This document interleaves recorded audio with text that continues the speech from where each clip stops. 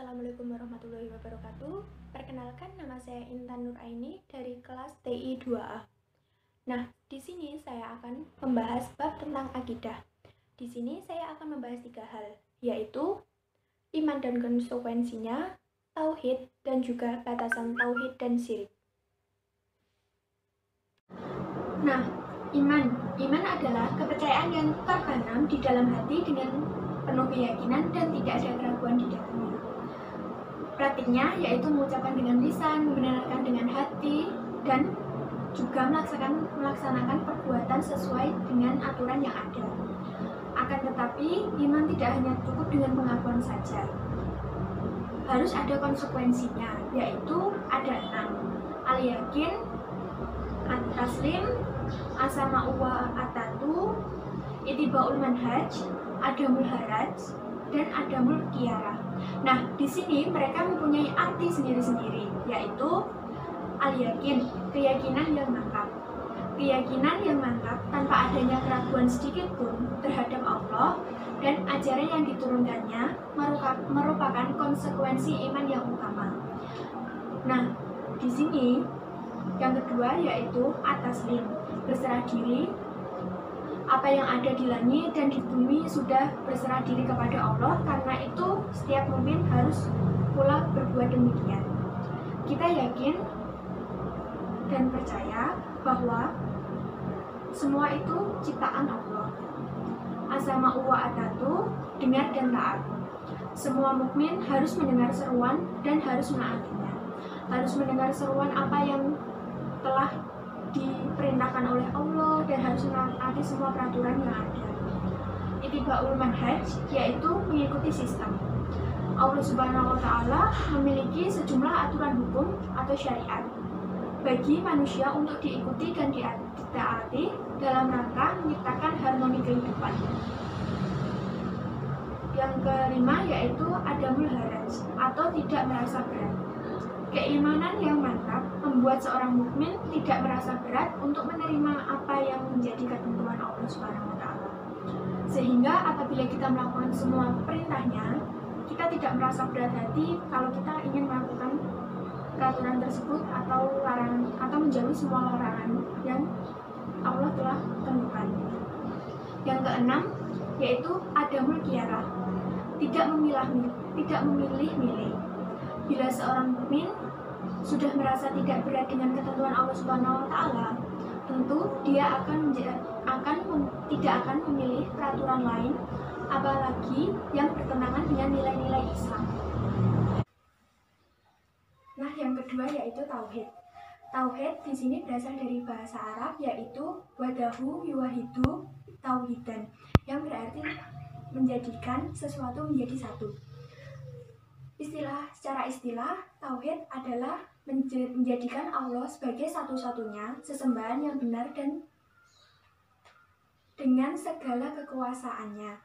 Tauhid dibedakan menjadi 3, yaitu tauhid rububiyah, tauhid uluhiyah, dan tauhid al-asma wa sifat. Nah, di sini tauhid rububiyah yaitu menauhidkan Allah dalam kejadian-kejadian yang hanya bisa dilakukan oleh Allah, serta menyatakan dengan tegas bahwa Allah Subhanahu wa Ta'ala adalah Rabb, Raja, dan pencipta semua makhluk yang ada di dunia ini. Allah lah yang mengatur dan mengubah keadaan mereka, baik dari kondisi mereka, takdir mereka, ataupun yang lainnya. Contohnya yaitu dengan meyakini adanya Allah yang menciptakan, menguasai dan mengatur alam semesta ini, tidak ada yang selain Allah, seperti meyakini bahwa Nyi Roro Kidul adalah penguasa dan pengatur laut selatan. Itu merupakan contoh yang di luar dari tidak percaya intinya kalau Allah itu yang menciptakan. Tauhid uluhiyah yaitu menauhidkan Allah dalam segala bentuk peribadahan, baik yang zahir maupun batin. Contohnya, memalingkan ibadah kepada selain Allah, seperti berdoa pada kuburan atau ahli kubur, meminta pertolongan kepada jin, setan, atau dan lainnya, meminta barokah kepada orang-orang tertentu, seperti kalau zaman sekarang intinya kepada orang pintar atau kepada dukun-dukun, menyadarkan nasibnya atau bertawakal kepada benda tertentu seperti jimat, memakai jimat, batu, cincin, keris, dan berbagai macam lainnya. Yang ketiga yaitu tauhid asma wa sifat, yaitu menauhidkan Allah Ta'ala dalam penetapan nama dan sifat, yaitu sesuai dengan yang ia tetapkan bagi dirinya dalam Al-Quran dan hadis. Sifat Allah sesuai dengan ketetapan baginya dan menafikan nama dan sifat yang Allah menafikan dari dirinya dengan tanpa tarif dan taktil dan takyif. Contohnya dengan tidak meyakini bahwa Allah mempunyai sifat-sifat yang sempurna tersebut, padahal telah disebutkan dalam Al-Quran atau dalam hadis Nabi SAW.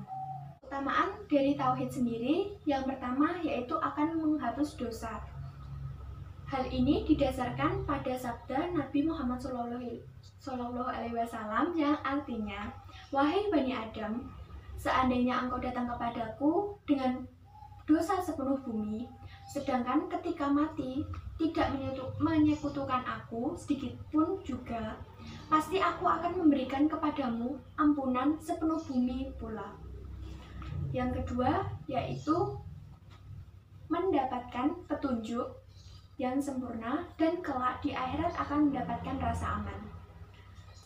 Sesuai dengan firman Allah, sesuai dalam surat Al-An'am ayat 82 yang berbunyi, alladzina amanu walam yalbisu imanahum bidzulmin ulaika lahumul amnu wa hum muhtadun, yang mempunyai arti orang-orang yang beriman dan tidak mencampur adukkan iman mereka dengan kezaliman atau syirik, mereka itulah yang mendapat keamanan dan mereka itu adalah orang-orang yang mendapat petunjuk. Nah, yang ketiga yaitu dihilangkan kesulitan dan kesedihannya di dunia dan di akhirat. Sesuai dengan firman Allah dalam surat At-Talaq ayat ke-2-3. Fa'idza balagna ajalahunna fa'amsikuhunna bima'rufin aw fariquhunna bima'rufin wa ashidul dawaw adlim minkum wa aqimus syahadata lillah dzalikum yu'adu bih man kana yu'minu billahi wal yawmil akhir wa may yattaqillaha yaj'alahu ma'roja, yang mempunyai arti apabila mereka telah mendekati akhir iddahnya, maka rujukilah mereka dengan baik dan atau lepaskanlah mereka dengan baik dan persiksalah dengan 2 orang saksi yang adil di antara kamu, dan hendaklah kamu tegakkan kesaksian itu karena Allah. Demikian diberi pengajaran dengan itu orang yang beriman kepada Allah dan hari kiamat. Barang siapa bertakwa kepada Allah, niscaya dia akan mengadakan baginya jalan keluar. Yang keempat yaitu dijamin masuk surga.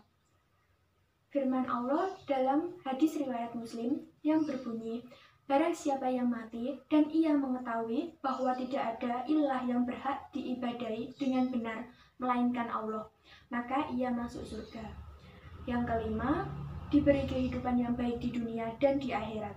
Sesuai dalam firman Allah surat An-Nahl ayat 97 yang berbunyi, Man amila solihan min dzakarin aw unsa wa huwa mu'minun falanuhyiyannahu hayatan thayyibah wa lanajziyannahum ajrahum bi ahsani ma kanu ya'malun. Barang siapa yang mempunyai arti, barang siapa yang mengerjakan amal saleh, baik laki-laki maupun perempuan dalam keadaan beriman, maka sesungguhnya akan kami berikan kepada kehidupan yang baik, dan sesungguhnya akan kami beri alasan kepada mereka dengan pahala yang lebih baik dari apa yang telah mereka kerjakan. Nah, yang ketiga, sekarang kita akan membahas batasan tauhid dan syirik. Nah, keyakinan terhadap tauhid, ketuhanan, dan juga mencakup tahapan-tahapan sebelumnya. Sesuai dengan definisi tauhid sendiri, jika mengklaim sekutu bagi Allah dalam penciptaan dan perwujudan para makhluk dan dalam sifat-sifatnya, seperti penciptaan, pembagian rezeki, dan hal-hal yang lain. Maka kita telah mengasumsikan padanan bagi Allah, kita telah melakukan kesyirikan. Adapun asumsi di mana Allah Subhanahu wa taala adalah zat yang menciptakan dan dirinya lah yang memberikan ilmu dan kekuatan bagi mereka,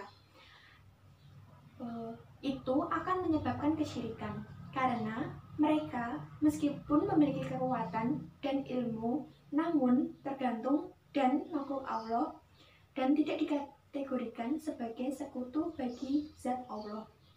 Nah, pasti di kalangan kita banyak sekali yang bertanya-tanya apakah syirik itu. Syirik merupakan sebuah perbuatan yang menduakan sesuatu selain Allah dan dapat disadarkan atau menyamakannya dengan Allah dalam hal rububiyah, uluhiyah, serta asma wa sifat. Ya. Syirik sendiri dibedakan menjadi dua, yaitu syirik besar dan syirik kecil. Syirik besar adalah syirik yang mengeluarkan seseorang dari Islam, misalnya menyembah berhala, berdoa kepada selain Allah, beribadah kepada selain Allah, serta berkurban atas nama selain Allah. Sedangkan syirik kecil sendiri yaitu syirik yang tidak sampai mengeluarkan seseorang dari Islam, misalnya bersumpah bukan dengan nama Allah, ria, memakai jimat, dan lain-lain sebagainya. I'tiqad atau keyakinan.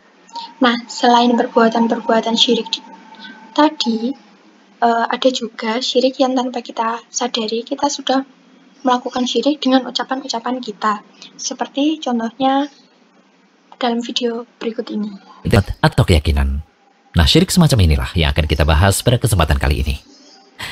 Salah satu di antara bentuk syirik yang sering diucapkan oleh lisan manusia, tetapi belum banyak yang mengetahui bahwa perkataannya termasuk dalam perbuatan syirik, adalah mencela makhluk yang tidak dapat berbuat apa-apa.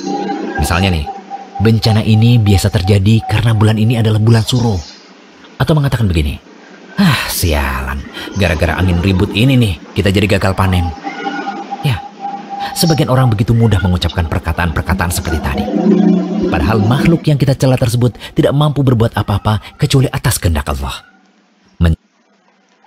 Nah, di sini kita dapat melihat bahwasanya lisan manusia juga dapat menyebabkan syirik, walaupun itu hanya sebatas perkataan saja yang mungkin bagi kita itu kita tidak melakukan syirik. Hal ini juga dijelaskan dalam sebuah hadis qudsi.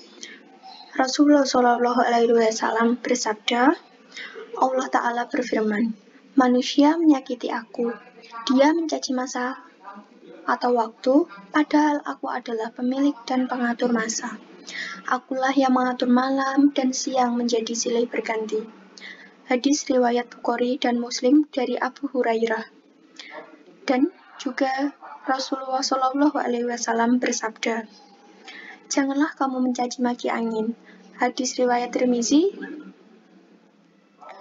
Dari dalil-dalil di atas terlihat bahwa mencaci maki masa atau waktu, angin, hujan, dan makhluk lain adalah perbuatan terlarang. Walaupun semua itu berasal dari lisan kita, akan tetapi semua itu termasuk ke dalam hal yang syirik.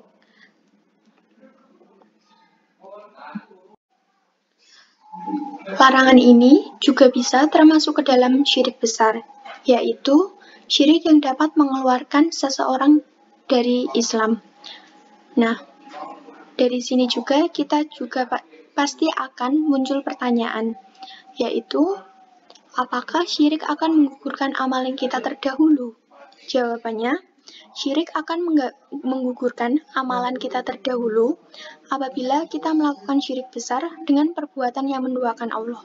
Sedangkan apabila kita melakukan syirik kecil, maka tidak akan menghapus amalan kita terdahulu. Berarti amalan kita terdahulu seperti amal-amal soleh yang telah kita perbuat akan dihapus dengan kita melakukan syirik tersebut. Nah, dari kalangan kita sendiri, banyak yang bertanya-tanya, apa hukum memajang patung atau gambar-gambar bernyawa di rumah walaupun hanya untuk sekedar hiasan dan bukan untuk disembah. Nah, mari kita jawab, yaitu hukum memajang patung-patung atau memajang patung-patung di dalam rumah itu larangan Allah dan Rasul. Walaupun tujuannya hanya sebagai hiasan maupun sebagai pernak-pernik di dalam rumah. Bahkan ada hadis yang menerangkan jika kita memajang patung-patung, maka malaikat rahmat tidak akan mau masuk ke dalam rumah kita. Ada juga hadis yang menerangkan boleh memasukkan barang-barang bernyawa, misalkan boneka, asalkan di situ ada anak kecil di dalamnya. Nah, berarti dari hal tersebut, memajang patung di dalam rumah merupakan suatu larangan keras bagi kita sebagai orang Islam atau sebagai umat muslim. Sekian video penjelasan dari saya. Apabila ada kesalahan, saya mohon maaf. Wabillahi taufiq wal hidayah. Wassalamualaikum warahmatullahi wabarakatuh.